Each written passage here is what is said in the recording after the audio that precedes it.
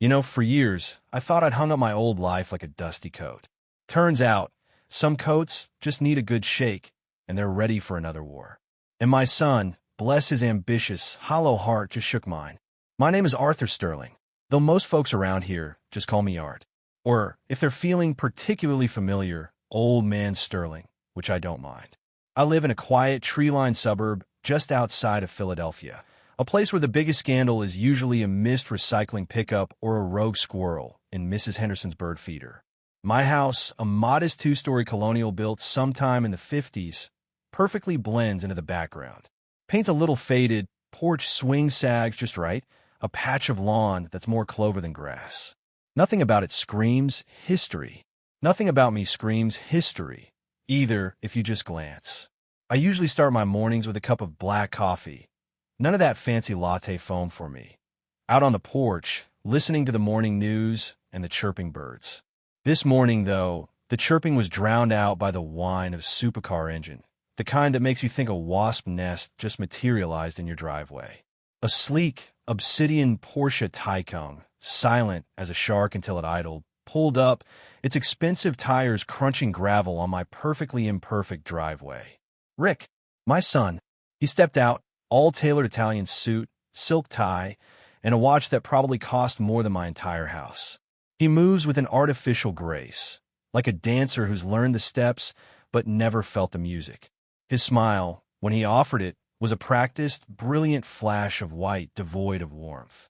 The kind of smile you learn in business school, not at your mother's knee. Dad, he said, his voice a little too loud, a little too confident for 7:30 in the morning. He didn't wait for me to answer, just waved a dismissive hand at my project. The reason I spend most of my free hours covered in grease and rust. Parked in the garage, half disassembled but already showing the promise of its former glory, was my 1972 Ford F-100. A beast of a truck, sky blue paint faded by decades of sun and rain, but with an engine that, even now, with half its guts exposed, had more heart than most people I knew. It wasn't just a truck. It was Evelyn's truck. My wife's. Her pride and joy. And it was, in its own silent way, the last key to a past I'd spent 40 years trying to forget. Or, more accurately, to bury so deep no one would ever find it. Still messing with that old thing, huh? Rick's tone was light, but there was an edge of condescension, a sneer barely masked. He kicked idly at a loose stone near the garage door, his expensive leather shoe glinting. Thought you'd have that museum piece done by now. Or sold it for scrap. Make some space for something useful. I took a slow sip of my coffee. The aroma, rich and dark, was a comfort. I let his words hang in the air, a familiar pattern, a song I'd heard 1,000 times since he made his first million. He saw an old truck. I saw a memory. He saw rust. I saw resilience. And hidden deep within its frame, in a compartment I'd crafted myself, a waterproof box contained documents, a coded journal, and a unique, ancient coin. A physical tether to a life he couldn't even begin to imagine. It'll be done when it's done, Rick, I finally replied, my voice calm, steady, betraying none of the steel beneath. It's a trick I learned a long time ago. Silence is a weapon. And a calm smile, the kind my old construction crews knew meant someone was about to learn a very expensive lesson, is a deterrent. He missed it, of course. Always did. He didn't notice the way my eyes, though crinkled at the corners from years of squinting at blueprints and distant horizons, still missed nothing. Didn't notice the calluses on my hands, which looked like they came from gripping wrenches, but had once held much more dangerous things with equal precision. He didn't see the man who had lived a dozen lives before settling into this quiet one. He only saw Dad, the guy who hadn't climbed the corporate ladder, the relic, the slightly embarrassing father who still lived in a house Rick considered beneath him. Right? He sighed, clearly impatient. He checked his watch, a Patek Philippe, I think, the one he'd gotten himself for landing that big tech IPO. Look, Dad, I didn't come all the way out here to talk about your hobby. We need to talk about dinner tonight. And about the house. That's when I felt the first tremor, a faint, almost imperceptible shift in the air. The kind you learn to notice when your life depends on sensing the unseen. Rick rarely came out here just for dinner, and never without an agenda. He was always moving, always scheming, always reaching for more. I just never expected him to reach for this. My eyes drifted from his sleek car to my old F-100, then back to my son, standing there, oblivious to the fact that his casual disregard was about to wake a sleeping giant. The coat, indeed, had just been shaken, and the war was about to begin. Dinner, I repeated, my voice even flatter than before. I already knew what this was about. Rick never just came for dinner. Dinner was a prop, a stage for whatever grand announcement or demand he was about to make. My old habits kicked in, the ones forged in places far less comfortable than a quiet suburban porch. My mind started cataloging, assessing, looking for weak points, anticipating the attack. It was like a rusty old engine sputtering to life, but once it caught, it purred with lethal efficiency. Yes, dinner, he said, waving his hand as if dismissing my slowness. With Melanie. You remember Melanie, don't you? From a country club. Of course, I remembered Melanie. A woman who looked like she'd been airbrushed straight out of a luxury magazine, with a laugh like wind chimes, pretty, but ultimately empty. She was Rick's latest and arguably most expensive accessory. Anyway, he continued, not waiting for my affirmation, she's very particular about ambience. And well, this place... He gestured vaguely at my house. The house he grew up in, the house I built with my own hands, brick by painful brick, after Evelyn and I scraped together every last dime. It's a little lived in. You know, a pause, a beat. That's how they do it. Drop the hint. Let it hang there like a ripe piece of fruit, waiting for you to pick it. I didn't pick it. I just watched him, my coffee growing cold in my hand, the steam dissipating into the crisp morning air. So, he pressed, taking my silence as an invitation to elaborate. Melanie and I were thinking, since we're getting serious, and you're, not really using all the space. He looked around my small, perfectly adequate yard, as if it were a sprawling and used estate. We thought it would be perfect for us. We could renovate, put in a modern kitchen, maybe a pool in the back. And you, Dad, you could move into that nice retirement community we looked at last year. Or maybe a condo. Something smaller, more manageable. He actually smiled as he said it. A dazzling, empty smile. It wasn't just the words. It was the absolute, unshakable confidence in his voice. The way he presented it as a benevolent offer, a gift. Like he was doing me a favor by kicking me out of my home. The sheer audacity. My blood didn't boil, it just thickened. Slowed. It was the same feeling I used to get when I saw a carefully laid trap closing around an innocent, or when a back-alley deal was about to turn ugly. A cold, calculating calm settled over me. He'd crossed a line, one he didn't even know existed. My house, I said, my voice barely a whisper, but it cut through the morning air like broken glass. My truck, my life. Rick laughed, a short, dismissive bark. Come on, Dad. Don't be dramatic.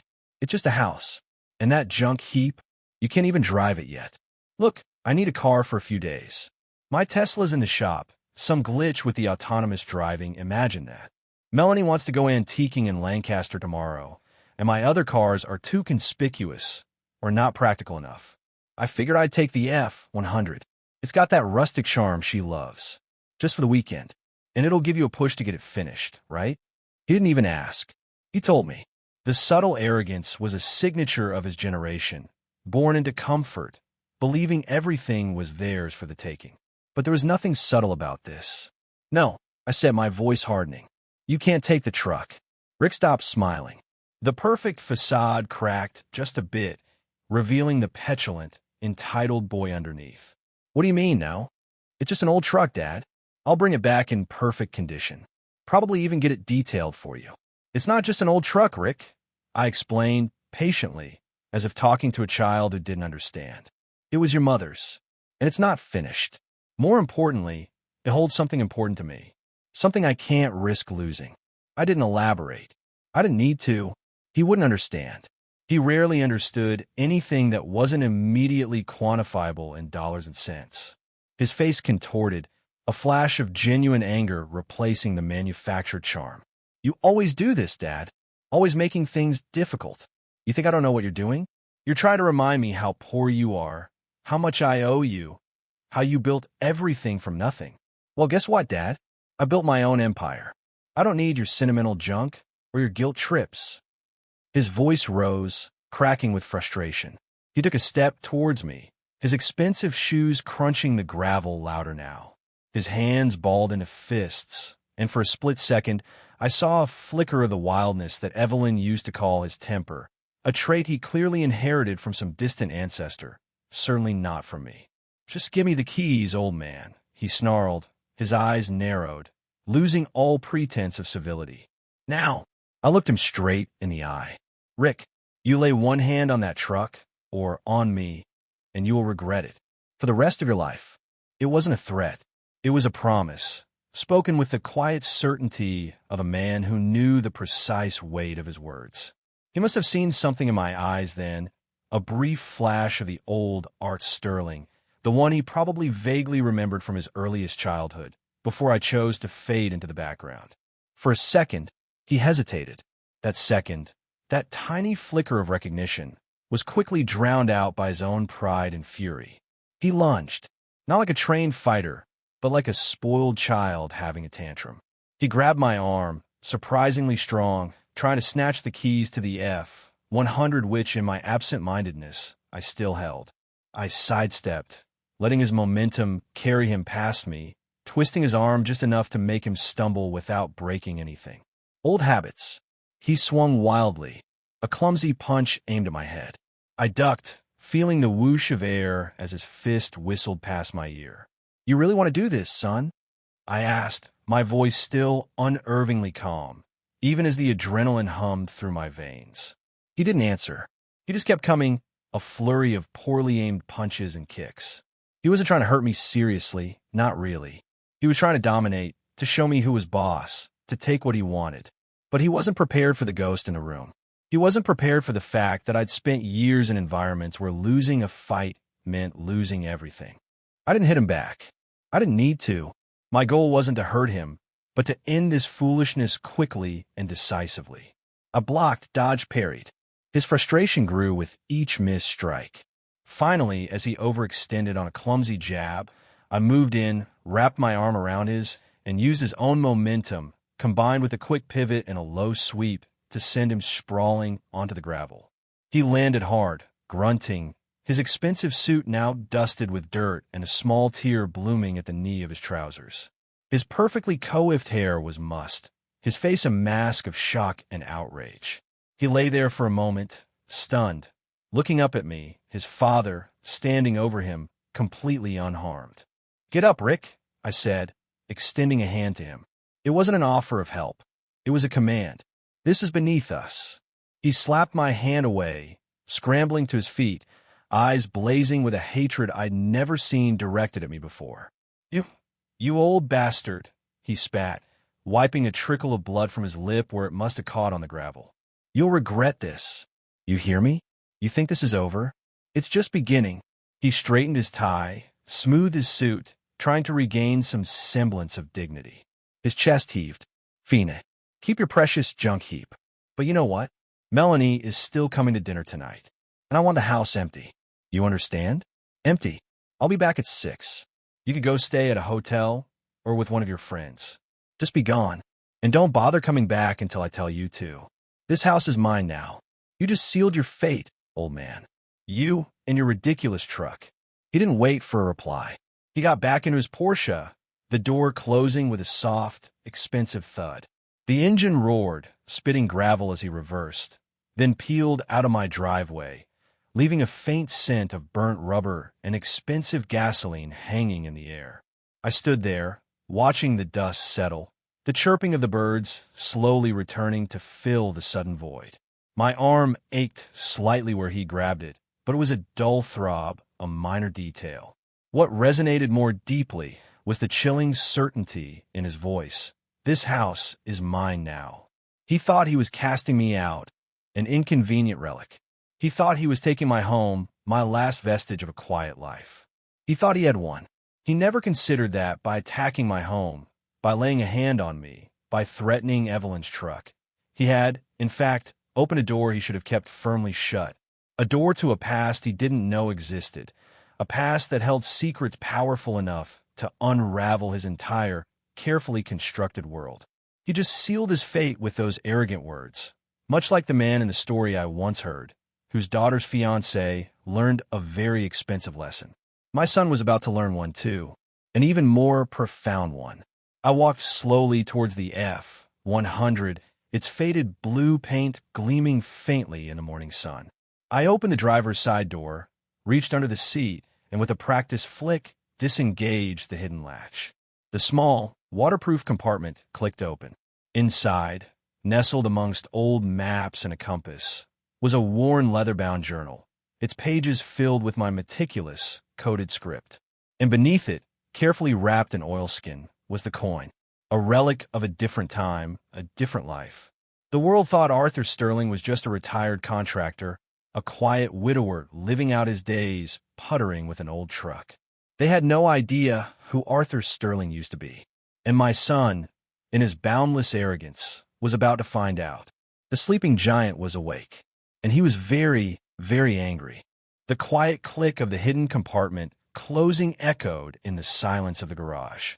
I traced the faded pane of the F-100's fender with my fingertips, a ghost of Evelyn's touch lingering there. My son's words, "This house is mine now," replayed in my head, a jarring chord in the otherwise harmonious symphony of my morning.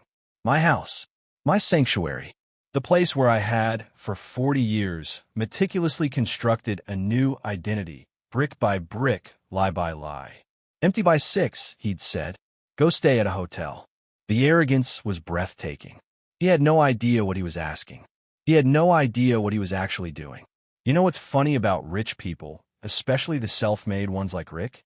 They never see the trap until it's too late. They confuse their material success with an understanding of how the world really works. They believe money can buy anything, fix anything, intimidate anyone. They forget that some things aren't for sale, and some people can't be bought or broken. I didn't rush. I never rushed. Haste leads to mistakes, and mistakes in my old line of work led to permanent consequences. I went back inside, poured myself another cup of coffee. The cold one could wait, and settled back into my porch chair. The sun was higher now, casting long shadows across the lawn. The birds were still chirping, oblivious to the shift in the tectonic plates beneath our feet. First, assessment. Rick thought he had leverage. He saw my modest home, my seemingly simple life, and assumed I was vulnerable, easily pushed aside. He saw his wealth, his influence, and believed he held all the cards. But he was wrong, spectacularly wrong. My leverage? It wasn't money. It was knowledge. It was history. It was the careful, deliberate dismantling of a carefully constructed facade, not just mine, but his, and Evelyn's, and perhaps, if I was forced, even his mother's. The thought brought a sharp pang to my chest. Evelyn. Always Evelyn. She had been the reason I built this new life. She would also be the reason I would now dismantle it. I pulled out my phone, a simple flip phone, no fancy apps, no tracking, just calls and texts. My contacts list was sparse. My lawyer, a couple of old friends from the construction business, and one name I hadn't touched in years, Ghost. That wasn't his real name, of course. His real name was irrelevant. What was relevant was his expertise. I dial my lawyer, a meticulous, quietly brilliant man named David Miller. David was the kind of lawyer who wore tweed jackets and smelled faintly of old books and pipe tobacco. He specialized in estate law, quiet negotiations, and making problems disappear without fanfare. He also understood, implicitly, that I was not merely a retired contractor. He had handled Evelyn's estate, and he had seen enough of my financial statements, carefully constructed to appear legitimate, to know there were depths he shouldn't probe. "David," I said, when he answered, his voice a little gruff, already in his office. "Arthur Sterling here. I have a rather pressing legal matter." "Arthur? Good morning. What can I do for you?" He sounded surprised. I rarely called him directly, preferring email for anything routine. "My son, Richard Sterling, paid me a visit this morning," I began, my voice flat, devoid of emotion. "He informed me that he intends to take possession of my home, effective tonight." and that he intends to physically remove me from the premises, using force if necessary. I omitted the part where he actually did use force for now. No need to muddy the waters with personal details. Let the legal framework do its work. A beat of silence on the other end. David was intelligent enough to grasp the implications immediately. Take possession? Arthur, that's highly illegal. He has no claim to your property. Precisely, I affirmed. However, he seems to believe he does. He also believes he has the right to remove personal property, specifically my 1972 Ford F-100 pickup truck, without my permission.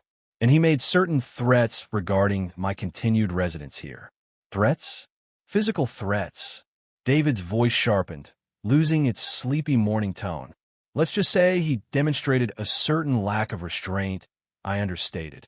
He expects me to vacate the premises by 6 p.m. today. He will be returning at that time with his fiancée to take over. David sighed, a sound of weary exasperation. Arthur, I'm going to draft a cease and desist order immediately, and a temporary restraining order. I'll have it served on him at his office or wherever he is within the hour. We'll also notify the local police. Any attempt to enter your property or remove you will result in immediate arrest for trespassing and assault. Excellent, David. Thank you. I appreciate your promptness. Of course, Arthur. This is an egregious overstep. Is there anything else? I paused, considering. Just one more thing, David. Should anything untoward happen to me or to my property, I want you to immediately open the sealed instructions I left with you a decade ago. The ones marked for extreme circumstances only. Another, longer silence. David knew what those instructions were. They were my contingency plan, my fail-safe, the truth about Arthur Sterling, carefully documented and encrypted to be released only if I couldn't protect myself or my legacy. It was my dead man switch. Understood, Arthur, he said, his voice now laced with a new gravity. I'll get on this immediately. And please, be careful. Always, David, I replied, and hung up. The first domino was falling. Rick, in his haste, was setting himself up for a very public, very humiliating fall. But that was just the beginning. The legal maneuvering was a shield.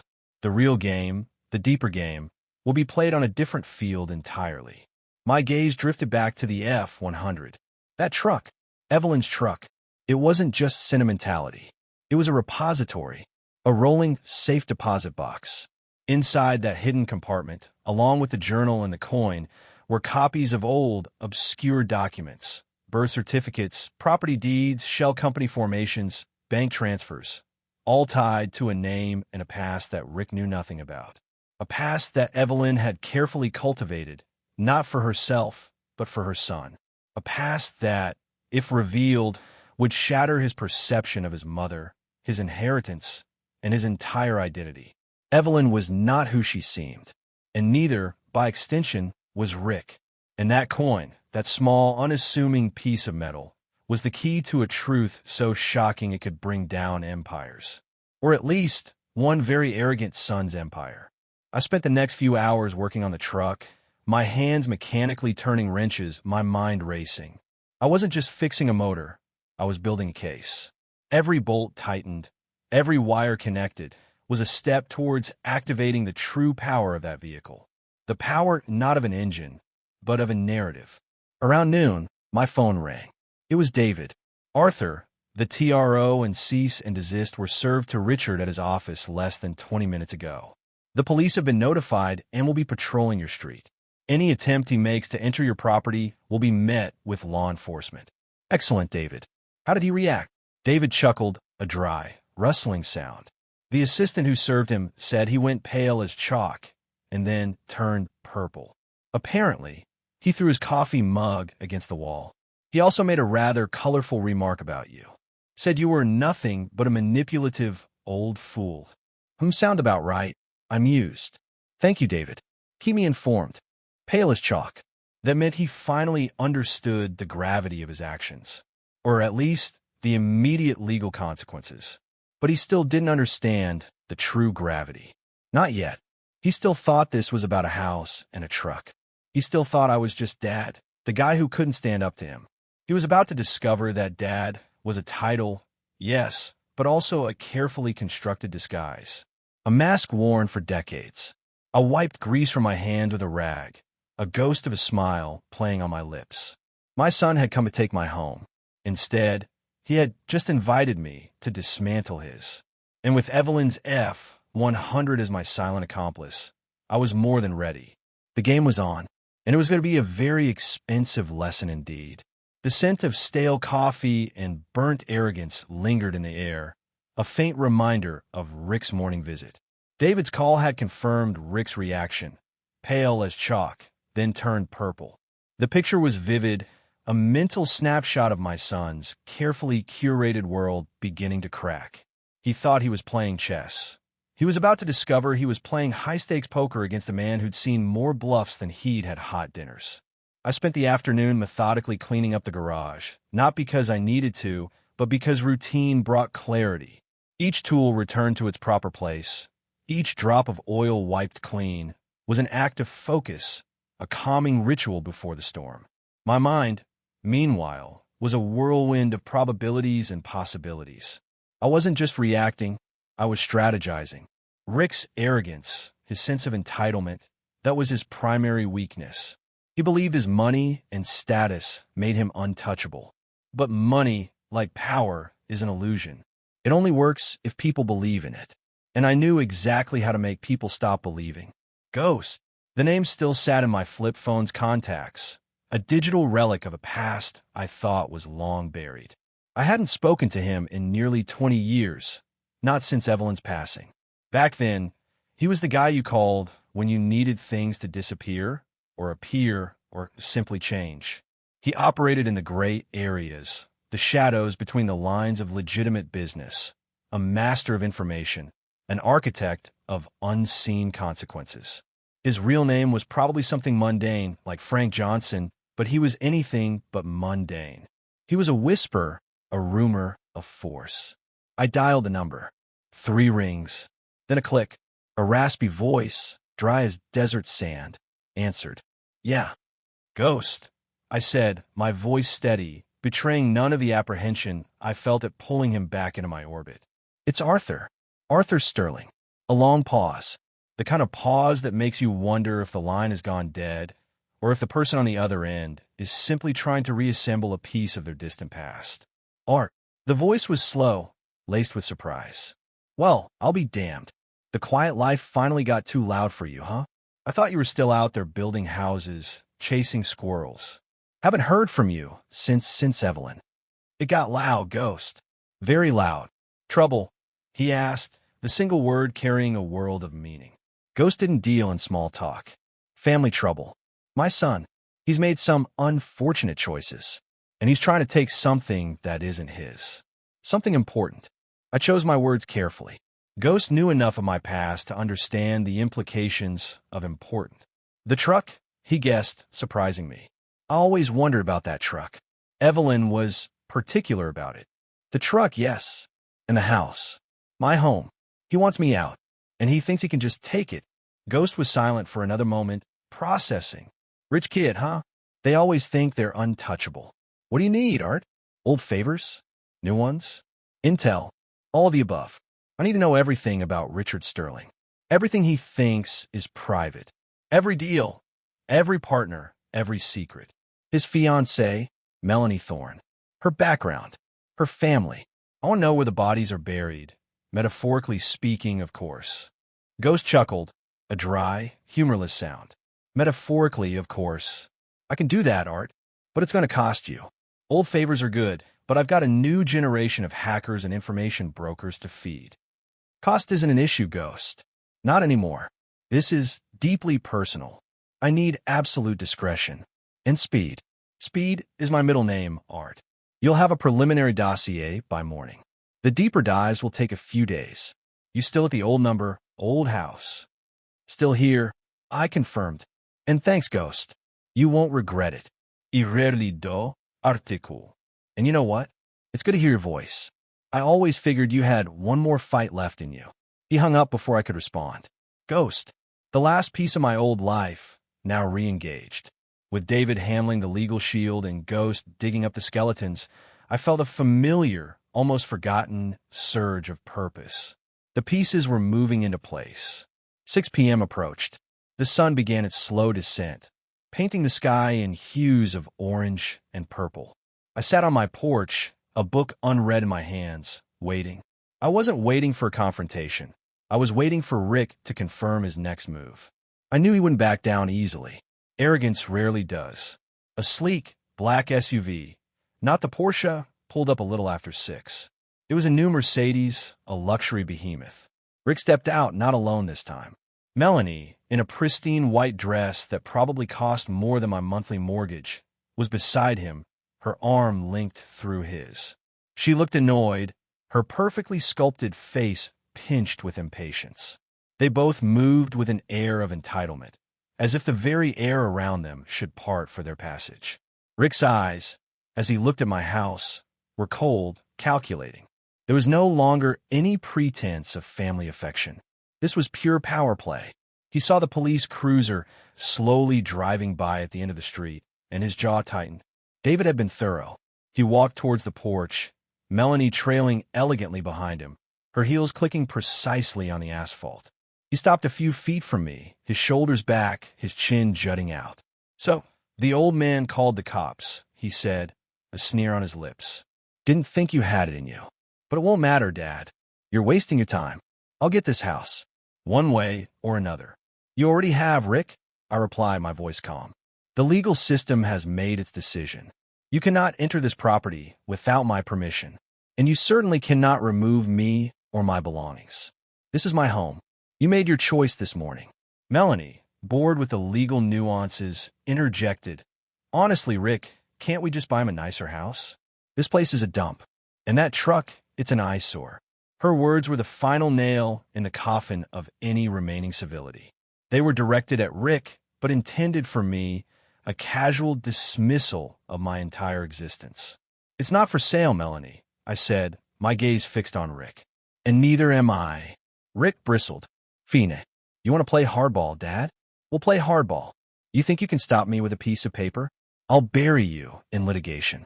I'll make sure you can't afford to live here. I'll make your life a living hell." He took a step closer, his voice dropping to a harsh whisper. "And your precious truck? Accidents happen, Dad, especially to old, uninsured vehicles parked out in the open."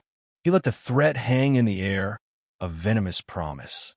His eyes were cold, devoid of any familial warmth. He truly believed he could intimidate me, break me, force me to bend to his will. "You really want to play that game, Rick?" I asked, my own voice dropping, now laced with an edge of steel he wouldn't recognize. "Because I'm very, very good at it. And trust me, son, you do not want to know what happens when I stop being Dad and start being myself." He scoffed. "And what exactly is that, old man? A retired construction worker with a bad back? A widower clinging to his memories?" I just smiled, a slow, predatory smile that made the skin around my eyes crinkle in a way that wasn't entirely benign. "You'll find out soon enough, Rick. You'll find out exactly what happens when you try to take everything from a man who has nothing left to lose. And you'll find out that some secrets, once unearthed, can shatter entire lives. Your life, son, and your mother's." The mention of Evelyn, casual and yet loaded, visibly unsettled him. He recoiled slightly, a flicker of genuine confusion and perhaps fear in his eyes. He tried to brush it off, to dismiss my words as the ramblings of an old man. But the seed of doubt had been planted. He looked at me, then truly looked at me, and for a fleeting moment I saw a question in his gaze. "Who are you, really?" He turned abruptly, grabbing Melanie's arm. "Come on, Mel. This is pointless. We'll deal with this another way." They walked back to the Mercedes, Melanie casting a disdainful glance at my house. As Rick opened her door, he looked back at me one last time, his face a mask of furious determination. "You'll regret this, Dad," he yelled, his voice echoing in the twilight. "I promise you." "No, Rick," I replied, my voice carrying easily across the lawn, firm and clear. "You'll regret it. You already do. And it's only just begun." He slammed the door, got into the driver's seat, and peeled away, the screech of tires a violent punctuation marked to his departure. I leaned back in my chair, the twilight deepening around me. The calm, the stillness, it was deceptive. Beneath the surface, the machinery was humming, turning. Rick's visit had confirmed everything. His intent was malicious. His methods were ruthless. He wanted to destroy my quiet life. But he had no idea that my quiet life was a strategic retreat, a carefully constructed illusion. And the man he thought he was fighting? That man was merely a shadow. The real Art Sterling was just beginning to emerge from the long sleep. The war had officially begun, and I had a distinct advantage. I knew who I was. He had no idea who he was fighting. Not yet, but he would. Oh, he absolutely would. The next morning, the air was crisp, carrying the scent of damp earth and distant wood smoke. A new day, a new phase of the conflict. Rick, in his opulent office high above the Philadelphia skyline, was undoubtedly seething, stewing in a concoction of legal frustration and wounded pride. He'd thrown his expensive coffee mug. He'd threatened property damage. He'd made it personal. And that, more than anything, was his biggest mistake. My preliminary dossier from Ghost arrived before my second cup of coffee. It wasn't a digital file or an email. It was a thick, unmarked manila envelope, left subtly on my porch swing by an unseen hand. Ghost was old school, and he understood the value of physical, untraceable information. Inside, the pages were neatly organized, each section typewritten in a crisp, sans serif font. No fingerprints, no watermarks, nothing that could trace back to its origin. Just raw, unadulterated data. I settled into my chair, the morning sun warming my face, and began to read. The first section was on Richard Sterling. His official bio was impressive. CEO of Sterling Innovations, a rapidly growing tech firm specializing in AI-driven financial analytics. Yale MBA, numerous awards, Forbes 30 Under 30, alumnus a few years back. The picture painted was of a self-made prodigy, a titan in the making. But beneath the glossy surface, Ghost had excavated the cracks. Rick's early investments were seeded by a substantial, untraceable inheritance, not from me, but from Evelyn. A sum so large, it defied explanation for a woman who lived a modest life. That money, Ghost notes hinted, had been channeled through a series of shell corporations and offshore accounts, skillfully laundered and then presented as angel investor capital. Rick had a knack for leveraging other people's money, a talent he apparently inherited from his mother, not from me. Then there were the deals. Sterling Innovations had a habit of acquiring smaller, innovative startups, often for pennies on the dollar, just before their groundbreaking technologies were about to be revealed. Ghost had flagged several instances where insider information seemed to play a suspiciously large role. Nothing concrete enough for a federal investigation, but enough to raise red flags, enough to suggest a pattern of aggressive acquisition.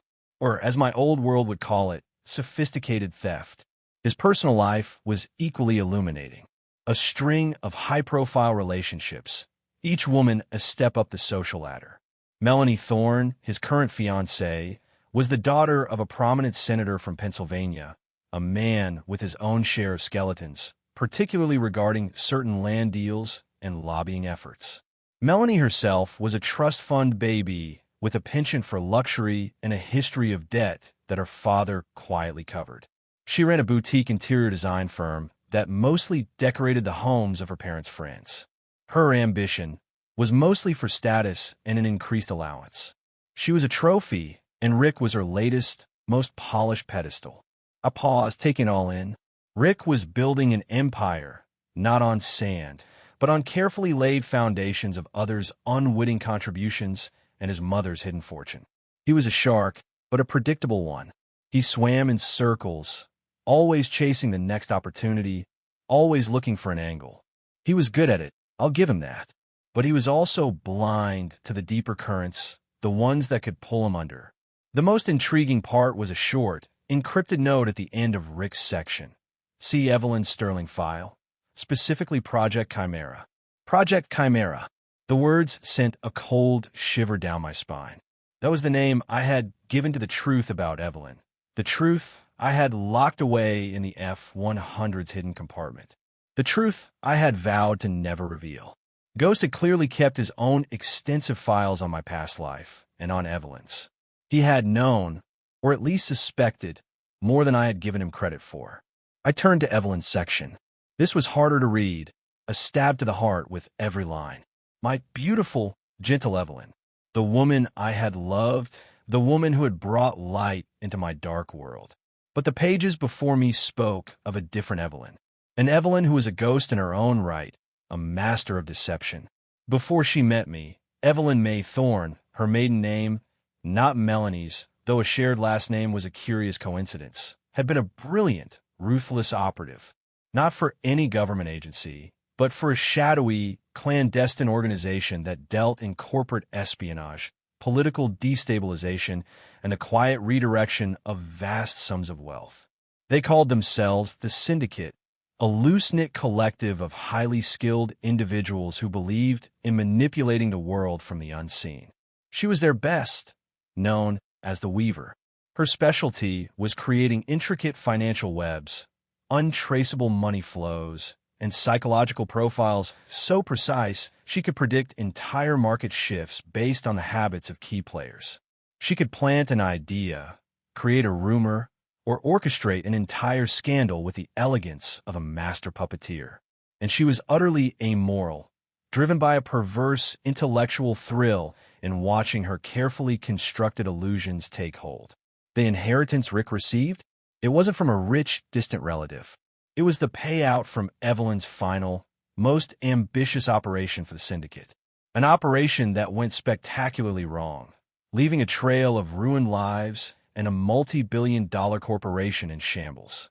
She had walked away with a king's ransom, but also with a price on her head. That was when she met me, Art Sterling, a man trying to escape his own violent past, building a new life as a quiet construction contractor. She had sought refuge, a place to disappear. I had offered her anonymity and a chance at a normal life. We fell in love, built this house, raised Rick. I knew she had a past, a dark one. She had confessed fragments, enough to warn me, to make me understand the stakes. But she never told me the full truth. Not about Project Chimera, not about the extent of her involvement, and definitely not about the coin. The coin. It was mentioned in her file, too. A single paragraph, stark and chilling. The Chimera coin. A failsafe. If ever discovered, it triggers a cascade. Irreversible. Consequences unknown. I closed the file, my hands trembling slightly. Evelyn, my Evelyn, had been the Weaver, a woman capable of such profound deception, such calculated ruthlessness, that she could orchestrate the collapse of an empire and walk away, leaving no trace. And she had passed on that inheritance, that blood money, to our son, Rick, not telling him its true origin, allowing him to build his empire on a foundation of stolen wealth and hidden sins. My son, the self-made millionaire, was simply an unwitting pawn in his mother's final, grand game. And the truck, Evelyn's F-100, was not just a symbol of our love, but the very vessel that carried the final, explosive truth. The coded journal in the compartment?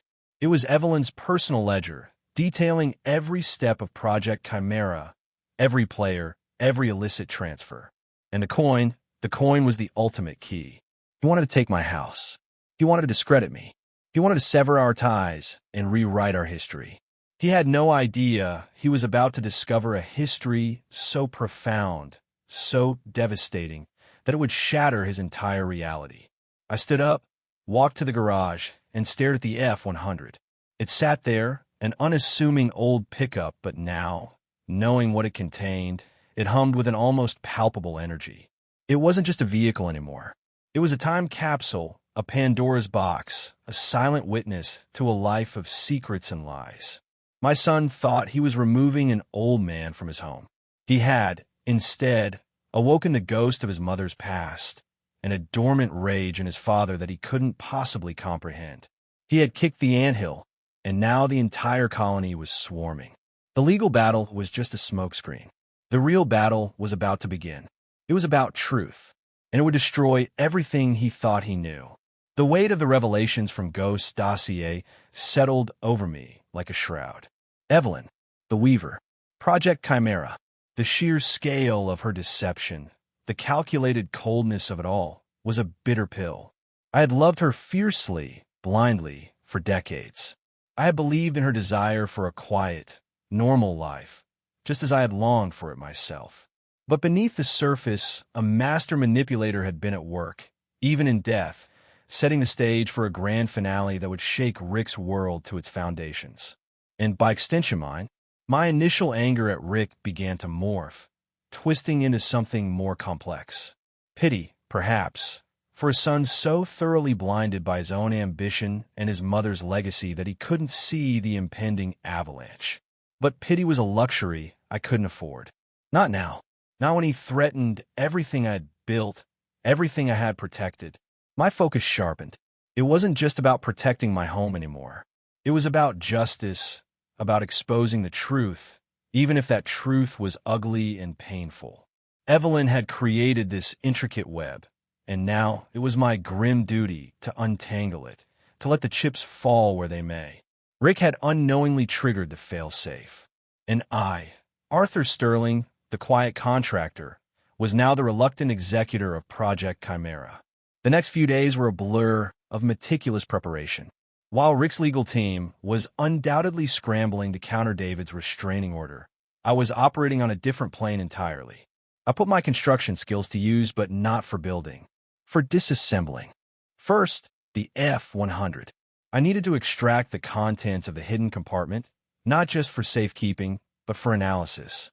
Under the guise of working on the engine, I spent hours in the garage, carefully removing panels, bypassing traps Evelyn had built into the truck's very frame, traps designed to protect her secrets. She was thorough, I'll give her that.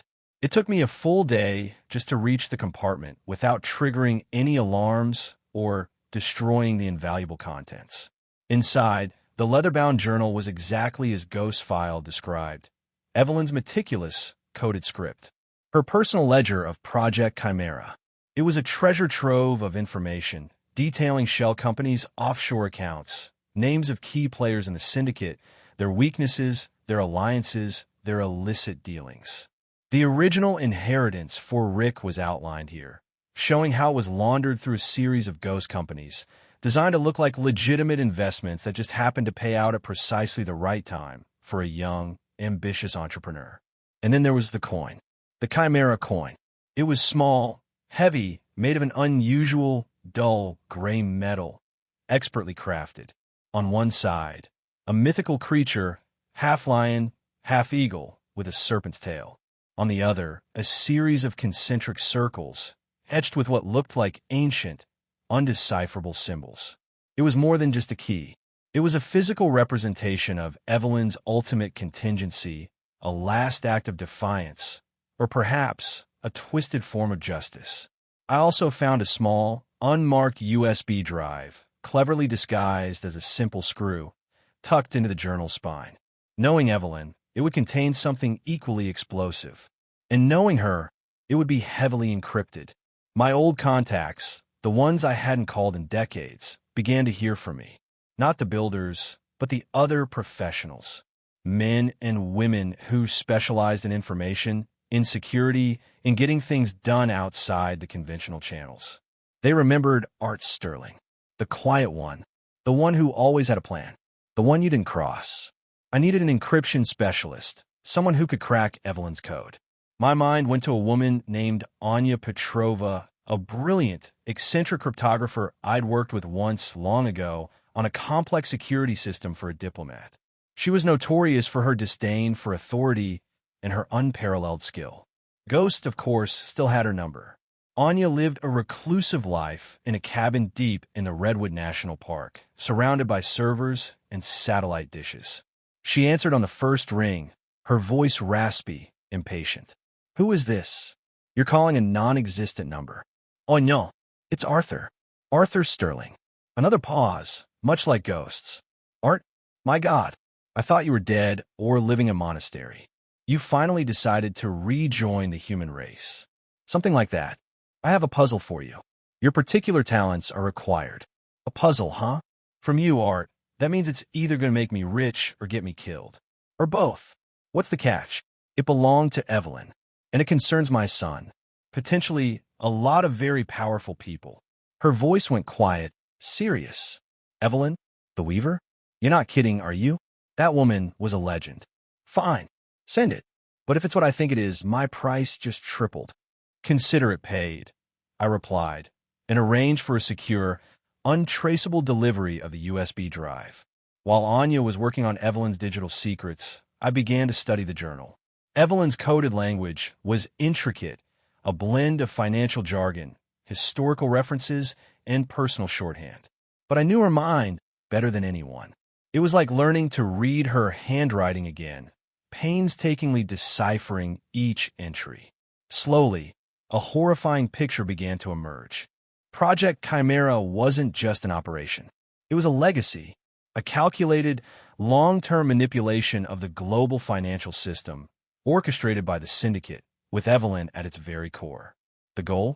To create a series of untraceable, interlocking financial instruments that could be triggered by a single event, causing a domino effect that would destabilize entire economies for profit. Rick's inheritance was merely a tiny, untraceable seed from this larger, more sinister garden. The ultimate trigger, the fail-safe, was the Chimera coin itself. The coin wasn't just a symbol. It was a highly sophisticated key. Embedded within its metallic structure were microscopic circuits, encoded with a unique identifier. Placing it in a specific secret device would activate a chain of events, releasing encrypted data, triggering financial transactions, and revealing the true orchestrators of the entire scheme. It was Evelyn's ultimate act of revenge, or perhaps her final insurance policy against the syndicate turning on her. A suicide switch, designed to take down her enemies with her. And Rick, in his desperate attempt to kick me out of my house and take my truck, had unknowingly put himself in the crosshairs of this ancient, silent war. He was an heir to a legacy of financial terrorism, a direct beneficiary of Evelyn's final, most dangerous scheme. And the Chimera coin, the key to its activation, was now in my possession. I felt a profound shift within me. I was no longer merely Art Sterling, the retired contractor. I was Arthur Sterling, the man who had loved Evelyn, who had tried to build a normal life, and who was now forced to confront the darkest parts of her past and his own. My quiet life had been shattered, and now I had to choose. Let Rick stumble blindly into this abyss, or reveal the truth, knowing it would destroy him, his mother's memory, and perhaps even me. The answer, when it came, was cold and clear. Justice, not just for me, but for the countless others Evelyn had unknowingly harmed with her manipulations. Rick had to know. The world had to know. Anya's call came 3 days later. Her voice was taut with a mixture of excitement and dread. Art, you won't believe what I found on that drive. Evelyn, she was a genius. And a monster. This isn't just about some corporate espionage. This is global. The Chimera coin, Art. It's real. And the drive contains the coordinates of the activation device. And the full manifest of who stands to gain and who stands to lose when it's triggered. And the consequences? I asked, my voice steady, though my heart pounded a relentless rhythm against my ribs. Chaos, Art. Pure, unadulterated chaos. A financial tsunami. The kind that reshapes continents. This isn't just a threat. It's an extinction-level event for the global economy. Evelyn wasn't just playing games. She was building a doomsday device.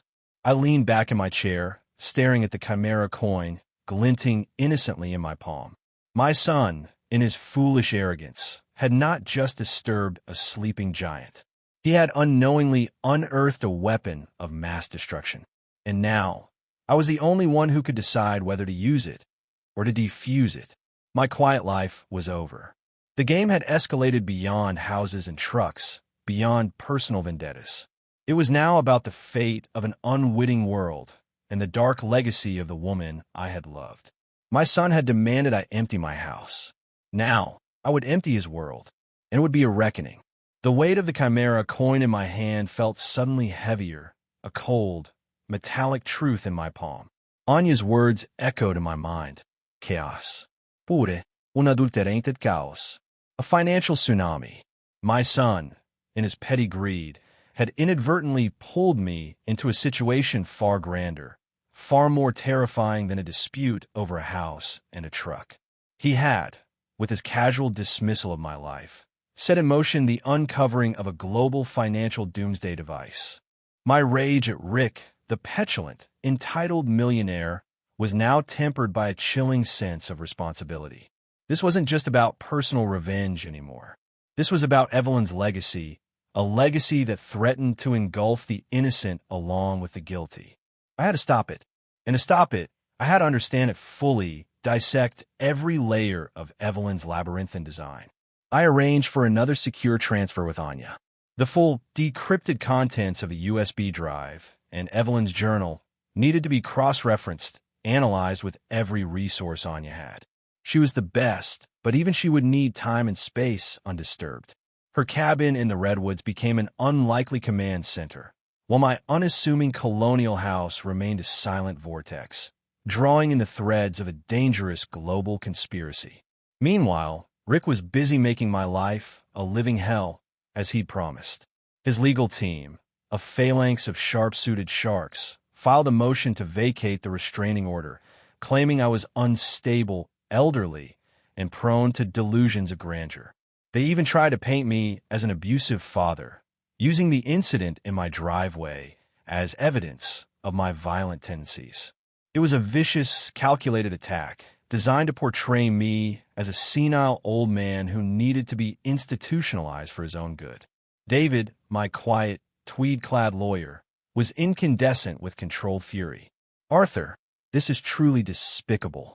They're trying to delegitimize you, to make you appear incompetent. It's a standard tactic to force a vulnerable party into a conservatorship. I know, David, I replied, my voice calm. Let them underestimate me. It's a mistake they won't recover from. David, though concerned, knew better than to question my resolve. He had seen the extreme circumstances file. He understood there were depths to Art Sterling he couldn't comprehend. I'll counter their motions, Arthur.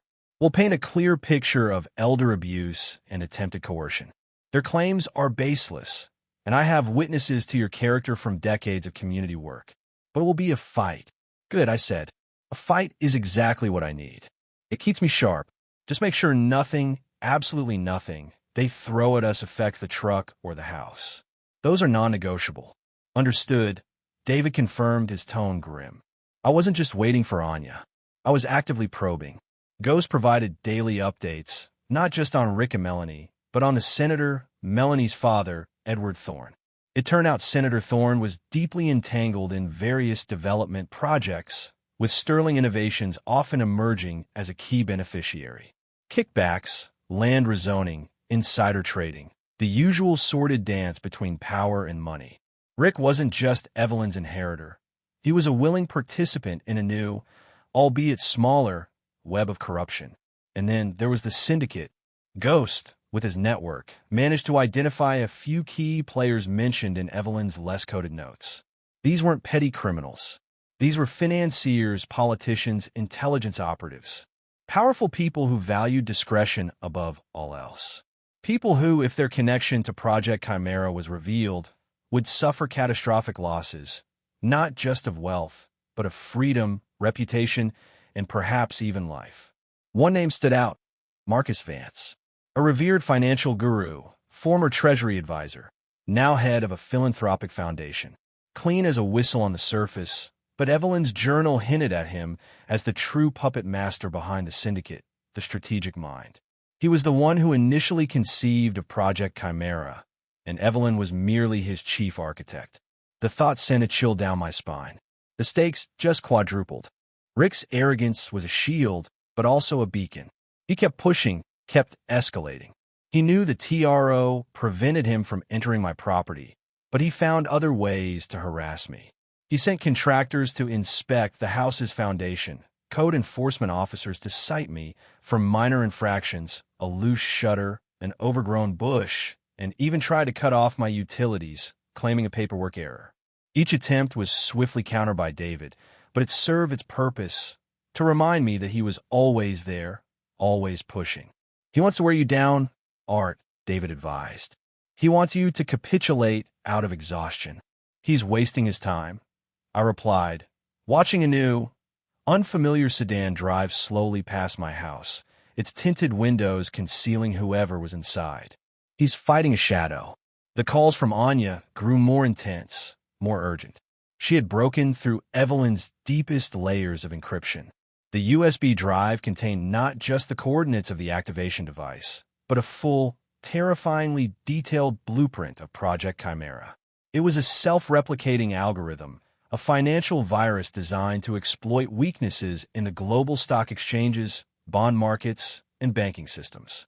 Once activated by the Chimera coin, it would trigger a cascading series of trades, bankruptcies, and currency devaluations. The goal was to siphon trillions into untraceable offshore accounts, primarily benefiting the syndicate, while simultaneously destabilizing political rivals and crushing entire economies. Art, Anya had said, her voice strained, this isn't just about money. This is about power, about rewriting the world order. The activation device, it's hidden in plain sight, in a sub-basement beneath the old Philadelphia Bank building, the one that was supposedly decommissioned years ago, but is actually a highly secure data center. It's a vault, Art, and the coin is the only key. The old Philadelphia Bank, a historic landmark right in the heart of the city. I knew that building. Evelyn had helped design some of the security systems for its supposed decommissioning years ago, a job I had innocently believed was legitimate. She had been laying the groundwork even then. The weight of my purpose became crystal clear. Rick was a distraction. Senator Thorne and Melanie were side players. The real threat was Marcus Vance and the syndicate, and the Chimera device. I looked at the Chimera coin again. It was the only physical key. The USB drive and Evelyn's journal held the blueprints and the knowledge. But the coin was the trigger. If I activated it, I would unleash a global catastrophe. If I destroyed it, I would cut the head off Evelyn's monster, but I would also lose the leverage needed to expose the syndicate. This was no longer a simple family dispute. This was a moral dilemma of epic proportions. How much destruction was I willing to risk to expose the truth? How many lives was I willing to allow Evelyn's legacy to shatter, to bring down the powerful? I made my decision, a cold, hard knot forming in my gut. I would not activate the device, but I would use the threat of its activation to expose every last one of them. Rick, Melanie, Senator Thorne, Marcus Vance, the syndicate. All of them. My construction skills weren't just for building houses. They were for infiltration, for disassembly, for making things appear and disappear. I still knew the layouts of half the old buildings in Philadelphia, the forgotten tunnels, their weaknesses. I still had contacts who could provide me with access, with tools, with silent passage. I called Ghost again. Ghost. I need a ghost. For me. And for one other person. Tonight. Tonight? Things are moving fast, Art. Where? The old Philadelphia Bank. The sub-basement. I need eyes and ears. I need a way in. And I need a way out. Undetected. And I need to bring someone with me. Someone who will witness everything. Witness. Ghost paused. That's a bold move, Art. Who? Rick, I said, my voice grim. My son. He needs to see his mother's legacy firsthand. He needs to see the truth of what he's inherited. He needs to understand what he's unknowingly unleashed. And he needs to be the one to decide the ultimate fate of Project Chimera. Ghost was silent for a long moment. That's poetic, Art, and incredibly dangerous. But I like it. Consider it done. But you call the shots. You're the one going in. I'll just open the doors. Understood, I said. And one last thing, Ghost. I need a secure, anonymous channel to the Department of Justice and the International Financial Watchdogs. For a large data drop, should things go sideways. Always thinking ahead, Art. I'll have it ready. This is going to be quite the show. I hung up, the words quite the show echoing in my mind. Rick wanted me out of his life? Fine. I would give him an exit so spectacular, so profoundly shocking, that would redefine his entire existence. He wanted my house. I was about to give him the keys to his own undoing. And it would all begin tonight in the cold, forgotten depths of the old Philadelphia Bank. The night air in downtown Philadelphia felt different, charged with a simmering anticipation. The historic buildings, usually stoic and silent, seemed to hum with unseen energy. I stood across the street from the old Philadelphia Bank, a monolithic structure of granite and steel, its neoclassical facade bathed in the cold glow of streetlights. It looked like any other venerable institution, a symbol of stability and trust. But I knew better. Beneath its foundations lay a ticking time bomb. My mind raced, reviewing every detail of Evelyn's blueprints, every whisper from Anya, every logistical possibility from Ghost. This wasn't just about getting in. It was about controlling the narrative, ensuring the truth came out, and forcing Rick to confront the monstrosity his mother had created. And he would do it, willingly or unwillingly. "You ready, Art?" Ghost's voice crackled through the secure comm link I wore, a tiny earpiece expertly molded to my ear. He was nearby, a ghost in the machine, orchestrating my entry. "As I'll ever be," I murmured, my gaze fixed on the bank's main entrance. "Where's Rick?" "He's heading your way." Ghost confirmed, his tone dry. "Just left Senator Thorne's fundraiser. Still reeking of champagne and self-importance." I put a little detour in his GPS. He thinks he's going to a late-night meeting with one of his partners. Conveniently, it's just around the corner from the bank. And his car just developed a flat tire that only you can fix it. A faint smile touched my lips. Ghost's work was always elegant in its simplicity. Rick, stranded, will be vulnerable, and I would be his unlikely savior. I positioned myself near a dark alleyway, a forgotten corner where shadows clung thickest. My attire was unassuming. A dark work jacket, jeans, heavy boots. The kind of clothes that blended into the urban night, neither drawing attention nor suggesting anything out of the ordinary. In my pocket, the Chimera coin felt like a burning coal, its power waiting to be unleashed. Sure enough, a few minutes later, the unmistakable whine of a luxury electric car approached. Rick's Mercedes, the very same one he'd driven away in from my house, glided to a halt just past the bank, its hazard lights blinking. Rick got out, his tailored suit a stark contrast to the gritty urban landscape. He looked agitated, phone pressed to his ear, probably yelling at his assistant about the malfunctioning tire. I walked slowly towards him, my steps deliberate, soundless. He didn't notice me until I was just a few feet away. "Everything all right, son?" I asked, my voice calm, almost sympathetic. Rick whirled around, his eyes wide with surprise, then narrowed in immediate suspicion. "Dad, what are you doing here? How did you—" "I told you to stay away." His voice was a harsh whisper, laced with frustration. "Just taking a stroll," I lied smoothly. "Saw you were having some trouble. Thought I might offer a hand." He scoffed, running a hand through his perfectly styled hair. "Don't play innocent, old man. This is your doing, isn't it? Another one of your petty stunts." He kicked the tire, his shoes scuffing the expensive rubber. "No, wait. You wouldn't know how to do this. You're trying to prove a point, aren't you? Trying to make me look foolish." "Perhaps," I said, a subtle shift in my tone. "Or perhaps you're about to learn a very important lesson. About consequences. And about your mother." The last words hit him like a physical blow. His face, already pale from anger, drained of all color. "My mother? What are you talking about? Leave Mom out of this." "I wish I could, Rick. But she's at the very heart of it. Everything you've built, everything you think you are, it all stems from her. From her secrets. From Project Chimera." His eyes widened further. He took a step back, visibly unnerved.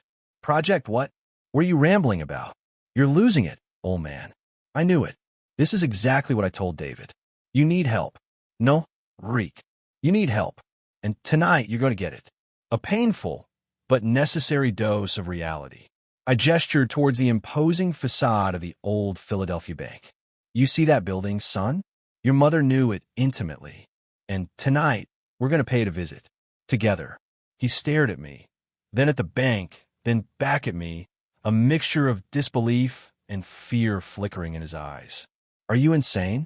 I'm not going anywhere with you. I'm calling the police." He fumbled for his phone. "Go ahead," I said, my voice unwavering. "But I assure you, by the time they arrive, you'll wish you had listened. Or, you can come with me and finally understand the truth of your inheritance. The truth of who Evelyn Sterling really was. The truth that could unravel your entire life and the lives of many, many others. This isn't a choice, Rick. It's an ultimatum. Your mother made sure of that. He hesitated, his gaze fixed on my face, searching for a sign of a bluff. He found none, just cold, unwavering resolve. The ghost of the man he'd known and forgotten was standing before him. "What if I say no?" he whispered, his bravado finally crumbling. "Then I walk away," I replied, showing him the Chimera coin, letting it catch the streetlight. "And I give this to the authorities, along with Evelyn's journal and the decrypted files from her USB drive. Everything, all of it. Project Chimera, the syndicate, Marcus Vance, Senator Thorne, your precious Sterling innovations, all of it exposed. And the consequences will be far more devastating than you can possibly imagine. Your choice, son. Come with me and understand. Or refuse and watch your world burn from the outside." He swallowed hard, his eyes glued to the coin. He was beginning to grasp the magnitude of what I was offering. The stakes. His entire empire, built on sand, threatened with imminent collapse. What do you want from me?" he finally asked, his voice barely audible. "The truth, Rick. For both of us. And a choice. A choice that only you can make. The choice of what to do with your mother's legacy." He looked utterly defeated, the arrogant veneer completely stripped away. He nodded slowly, reluctantly. "Fine," he choked out. "Just, what is this Project Chimera?" "You'll see," I said, a grim satisfaction in my voice. "Come on." I led him into the narrow alley beside the bank, where a maintenance door, usually locked, stood ajar by a hair. Ghost touch. The air inside was cold and stale, smelling of dust and old concrete. We descended a forgotten stairwell, deeper and deeper into the bowels of the building, the sounds of the city fading above us. Rick stumbled once, his expensive shoes ill-suited for the uneven steps. He was out of his element, vulnerable, exposed. Exactly where I wanted him. Finally, we reached a heavy steel door, marked with faded, industrial numbers. This was it, the entrance to Evelyn's secret. "This is where your mother did her best work, Rick," I said, my voice echoing in the confined space. "And where you will finally understand the true nature of your inheritance." With a silent nod to the unseen ghost, the heavy door groaned open, revealing a short, dark corridor leading to another, even more imposing vault door. This one was a relic of another era, a massive circular safe door, thick as a tank, its combination lock gleaming. But beside it, barely visible, was a small modern biometric scanner, and a tiny, almost invisible slot. "The Chimera device," I said, pointing to the slot. "And the coin is the key. Are you ready, son? Ready to face the truth of who your mother really was? And who you are, because of her?" Rick looked at me, then at the vault, then at the coin in my hand. His face was a mixture of terror, anger, and a dawning, terrible understanding. He was no longer the arrogant millionaire. He was just a boy, confronted with a legacy he couldn't possibly comprehend. And he was about to step into a world that would change him forever, or destroy him. Rick stared at the vault door, then at the Chimera coin glinting in my hand, his face a canvas of disbelief and dawning horror. The cool, stale air of the sub-basement seemed to thicken, pressing in on us. The faint hum of unseen machinery was the only sound, a sinister lullaby. You're not serious," he stammered, his voice thin, high-pitched. "This is a joke. Some kind of elaborate revenge, isn't it?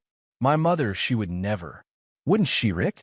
I cut him off, my voice sharp, unforgiving. "You never knew your mother." "Not really. You knew the carefully constructed facade, the loving wife, the doting mother, the quiet homemaker. I knew that woman too. I love that woman. But there was another side, a side she kept hidden, even from me, until it was too late. A side that built this." I gestured to the vault. He swallowed hard, his eyes darting frantically between me and the ominous steel door. "What do you want me to do?" "You're going to see it," I replied, my voice calm, but with an underlying current of steel. "All of it." And then you're going to make a choice. A choice about what to do with your mother's legacy. Because whether you like it or not, you are a part of it now. By birth, and by the actions you took this morning. I pressed the Chimera coin into his palm. It felt unnaturally heavy, a burden of truth. His fingers curled around it, almost involuntarily. He looked at the coin, then at the tiny slot next to the biometric scanner. Ghost, I murmured into my comm link. Ready. Doors are locked. Alarm all fine. Motion sensors dormant. You have exactly 30 minutes from the moment that coin is inserted before my override times out. You understand, Art? 30 minutes. Then the cavalry arrives. Your call. Understood. I confirmed. I looked at Rick. When that coin goes in, there's no turning back.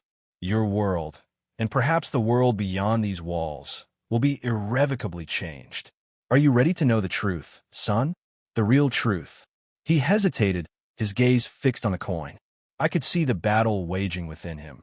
The desire to deny, to escape, to cling to his carefully curated reality, clashing with an undeniable, primal urge to know.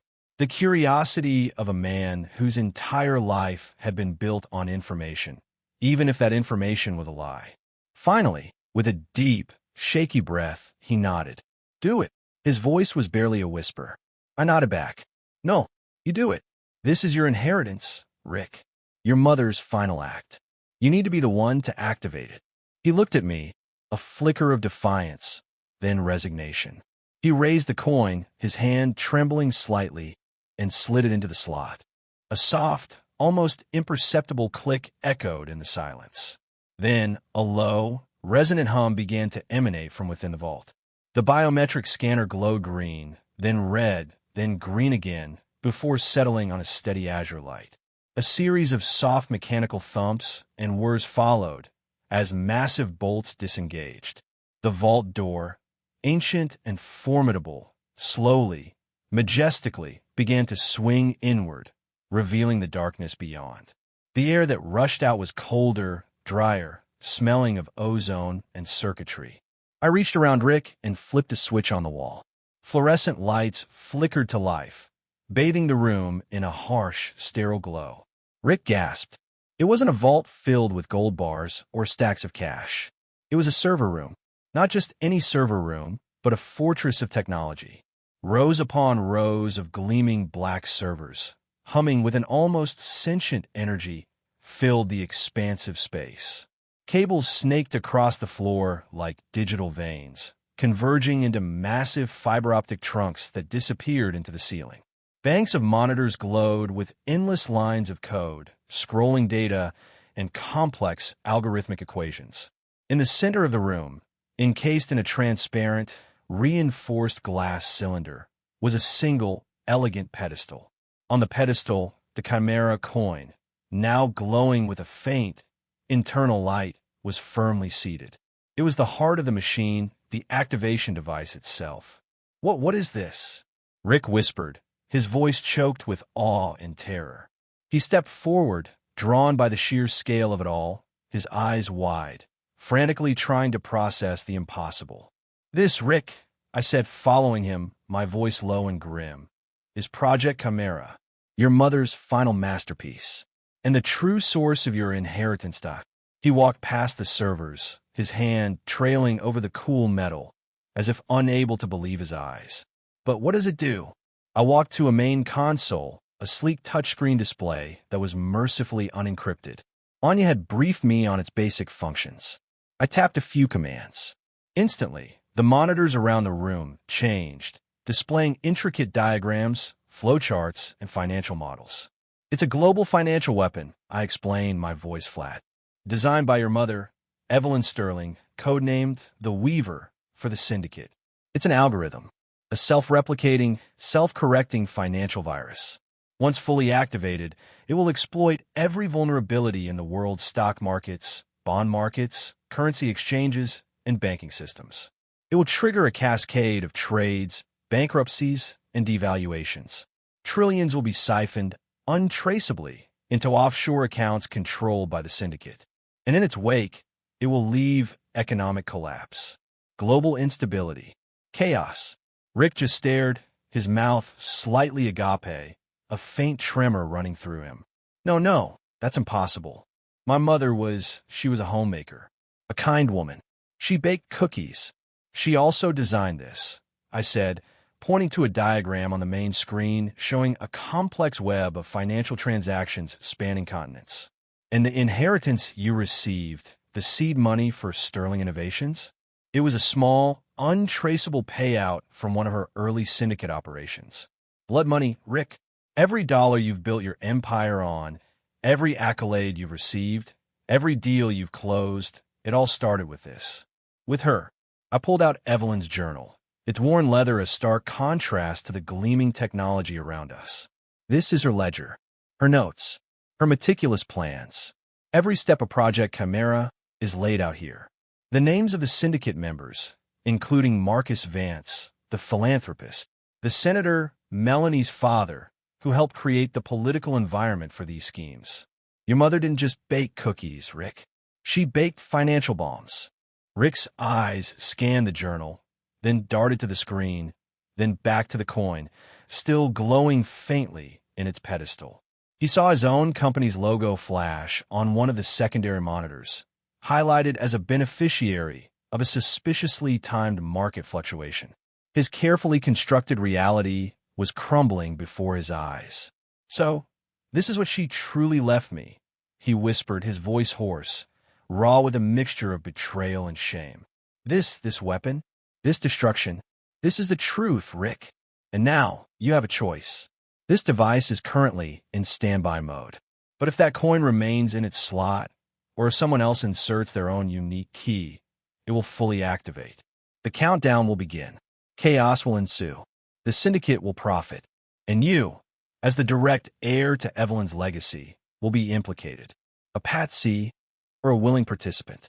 It will make no difference to the world. I paused, letting the weight of my words settle. Or you can stop it. The system has a built-in fail-safe, Evelyn's final bit of twisted genius. A way to shut it down permanently and erase all traces of its existence from the global network. But it requires a sacrifice, a complete and utter destruction of all data related to Project Chimera, including the records of the syndicate, the beneficiaries, and the untraceable funds that seeded your company, Rick. Every cent. It will expose them, yes, but it will also expose the fraudulent foundation of your empire. You will lose everything you think you built. Your wealth, your status, your company, all gone. And you'll be the one to do it. I looked him straight in the eye, my gaze unwavering. Your mother gave you this choice, Rick. Unwittingly, perhaps. But here it is. Do you let her legacy of destruction unfold and try to cling to your ill-gotten gains? Or do you sacrifice everything to do what's right, to undo the damage she wrought, and ensure the innocent don't pay the price for her sins? The Chimera coin is in your hands, son. The choice is yours. What will it be? The silence in the vault was deafening, broken only by the hum of the servers and the frantic pounding of Rick's heart. He stood there, frozen, caught between two impossible realities. The arrogant millionaire had vanished, replaced by a terrified, broken man. His future, his identity, the fate of countless lives, all hinged on his decision. And the clock was ticking. Rick stood frozen, the harsh fluorescent light of the vault reflecting in his wide, disbelieving eyes. His perfectly tailored suit, once a symbol of his power, now seemed like a fragile shell. The silence was punctuated only by the rhythmic hum of the servers, a pulse of latent destruction. I watched him, searching for any sign of the boy I once knew, the one who wasn't yet consumed by ambition and entitlement. Everything I've built, he whispered, his voice cracking, the words tasting like ash. Sterling Innovations, it's all a lie. A lie built on a lie, Rick, I affirmed, my voice devoid of judgment, only cold, hard fact. Your mother's genius was in creating these elaborate financial illusions. She gave you the seed, and you cultivated the garden. But the roots are poisoned. This isn't just about money, son. This is about ethical debt, about the consequences of unchecked power, and about choosing between self-preservation and global catastrophe. His gaze drifted to the monitors, with a complex algorithms still scrolled, displaying the potential for ruin. He saw his own company's name, not as a pinnacle of innovation, but as a component in a far larger, far more sinister design. He saw the face of Marcus Vance, the philanthropic titan, flicker on a screen, identified as the architect of this global scam. He saw Senator Thorne, Melanie's father, implicitly linked to the shadowy network. The scale of the deception, the depth of his unwitting involvement, was beginning to sink in. Melanie, he breathed, the realization washing over him. Her father, he's involved? Is she? Melanie is largely irrelevant, Rick. I cut in, my voice softer, recognizing the genuine pain in his eyes. A useful accessory to her father and to you. Her father, however, is deeply compromised. He's been feeding the syndicate legislative loopholes and inside information for years. He's an enabler, a facilitator of this entire operation. His head dropped, his shoulders slumping. The weight of his mother's legacy, a legacy he'd so proudly embraced, was crushing him. The man who had just yesterday physically assaulted me for a truck now looked utterly broken. So, what's the choice? He finally asked, lifting his head, his eyes hollow. To activate this thing? And become a part of her monster? Or to destroy everything I have, everything I thought I was, and expose them all? Yes, I confirmed. And to accept the consequences of that choice. If you destroy it, you will lose your company. You will lose your fortune. You will face intense scrutiny, perhaps even charges, though I will ensure that your unwitting involvement is clearly documented. But you will have saved countless lives, prevented untold economic hardship, and perhaps redeemed your mother's soul in some small, twisted way. You will have chosen justice over greed, and you will walk away with nothing but your integrity, a very rare currency in your world. I watched him, giving him space, giving him time. This was his crucible, his moment of truth. He had always been so eager to take, to acquire, to conquer. Now, he had to choose to surrender, to dismantle, to sacrifice. It was the antithesis of everything he believed in, everything he had been taught. The seconds stretched into an eternity. The hum of the servers filled the void, a silent countdown. Rick closed his eyes, his fists clenching and unclenching. I saw the struggle, the sheer agony of confronting such a devastating truth. He was seeing his entire life unravel, piece by excruciating piece. Then he opened his eyes. They were still raw, still filled with pain, but there was something else there now. A flicker of something real, a dawning comprehension, perhaps, of the true cost of his ambition. A sliver of the old Rick, the boy who used to build sandcastles on the beach and protect them with fierce, childish loyalty. "Show me," he said, his voice stronger now, though still hoarse. "Show me how to shut it down. Show me how to undo this." A wave of relief, so profound it almost buckled my knees, washed over me. He had chosen. He had chosen the harder path. "Good choice, son," I said, a rare warmth entering my voice. The right choice. I walked him through the shutdown sequence. It was elegantly designed, another testament to Evelyn's genius. A series of complex commands, specific biometric authentications, and a final, irreversible sequence that would trigger a global data wipe of all Project Chimera files, rendering the system inert and exposing the syndicate members by linking their past, untraceable transactions to their current, legitimate holdings. It would be a financial earthquake, but a controlled one. Rick's hands, guided by my instructions, moved across the console. His fingers, accustomed to navigating complex financial dashboards, worked with a newfound precision, a grim determination. He entered the codes, confirmed the biometrics, his face a mask of concentration. Each tap of his finger was a step towards dismantling his own empire. As he entered the final command, a single word flashed across the screen. Confirm. Destruction of Chimera. Irreversible. Activate failsafe. He looked at me, a silent question in his eyes. I simply nodded. This is your legacy now, Rick. Not hers. Yours. With a deep breath, he pressed yes. The humming of the servers intensified for a moment, then slowly began to wind down. The scrolling code on the monitors froze, then dissolved into static, replaced by a single, stark message. Chimera system offline. Data purge initiated. Traceability activated.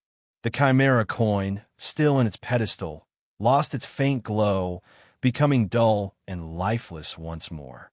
The room grew quieter, colder, as if the very air had lost its sinister charge. Rick stood there, his hands still hovering over the console, his chest heaving. He looked around the now-silent vault, at the dormant servers, the blank screens.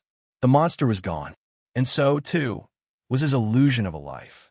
"It's done," he whispered, the words barely audible. "It's all gone."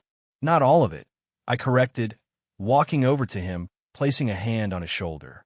"You still have yourself, Rick. And now, you have a choice to make about what kind of man you want to be. The man who takes, or the man who cleans up the mess." What happens now?" he asked, his eyes still distant, unfocused. "The failsafe Evelyn designed isn't just a data wipe," I explained. "It's also a data dump. Anya, my associate, is setting up an anonymous release of the exposed syndicate information to the Department of Justice and international financial regulatory bodies right now.